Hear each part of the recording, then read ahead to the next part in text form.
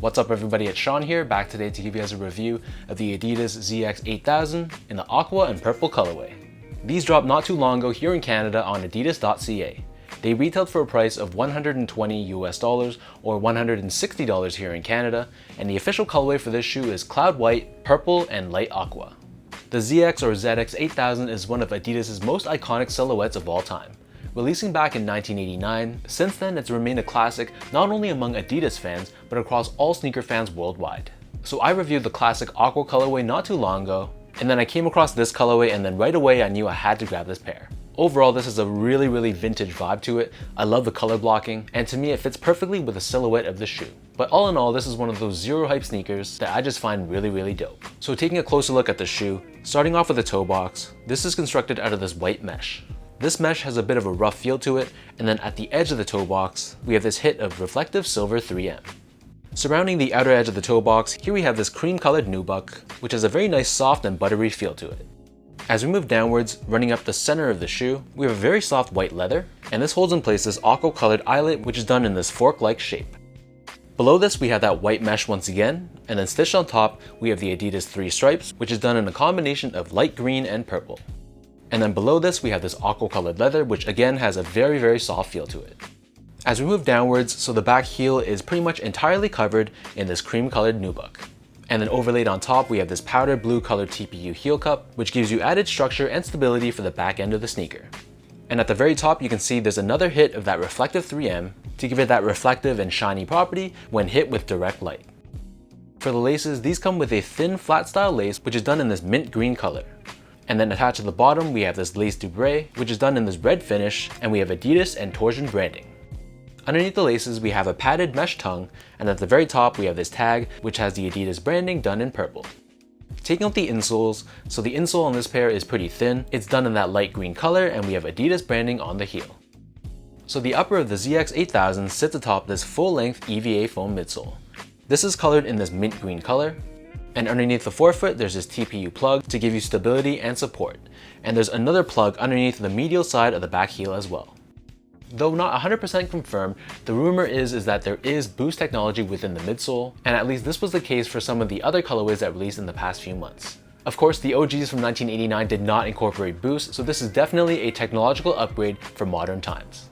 Turning the shoe over to the bottom, here we have your standard ZX 8000 outsole. So in this case, it's entirely done in this black colored rubber. We have this very intricate traction pattern found throughout, and then in the middle we have this red torsional support bar, which gives you that midfoot rigidity and support that you need.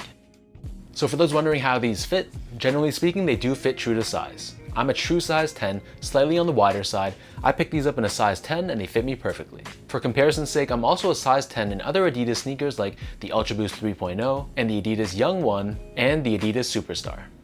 Next up, talking about the comfort on this shoe. For a shoe that released back in 1989, this is a pretty comfortable shoe for casual use. Of course, there's the rumor that there is boost within the midsole, which still has not been confirmed for this specific colorway, but whether or not it has boost or not, honestly it felt pretty good on feet, especially underneath the heel. I don't see why I'd have issues wearing these for long hours in a day, and it's also a pretty lightweight shoe as well, so to me this is a winner in that respect. Last but not least, talking about the quality and the craftsmanship, while I didn't love the rough texture of the mesh, the rest of the shoe's materials were pretty on point. I really like the soft butteriness of the nubuck, and the leather panels felt very soft as well, so I wouldn't say it's anything really premium, but for a general release Adidas sneaker, it's very much on point.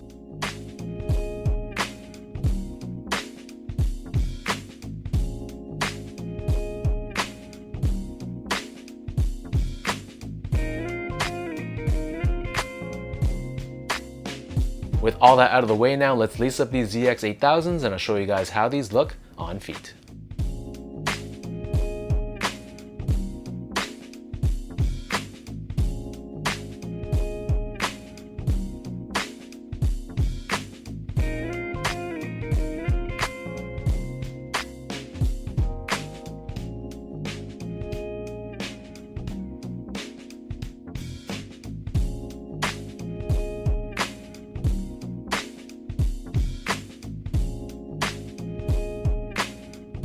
As I mentioned from the start, the colorway definitely sold me. I'm not gonna pretend and tell you guys I'm the biggest fan of Adidas' torsion line, but I'm definitely open-minded, and this colorway just caught my eye, and it doesn't hurt that Adidas.ca had them on sale as well. To me, this is going to be a great shoe to wear during the summer, which is right now, and I'm very excited to throw these on feet. So let me know in the comment section down below what you guys think of this pair. Is this a cop or a drop for you? And how do you feel about the colorway? And how do you feel about the overall silhouette of the sneaker? If you guys like this video, be sure to like, comment, and subscribe. Give me a follow on Instagram at sgo8. Check out my Twitter account at sean.go and visit my website at seango.ca. So until next time, thank you guys so much for tuning in. Hopefully you guys enjoyed watching this video, and I'll catch you guys all in the next one.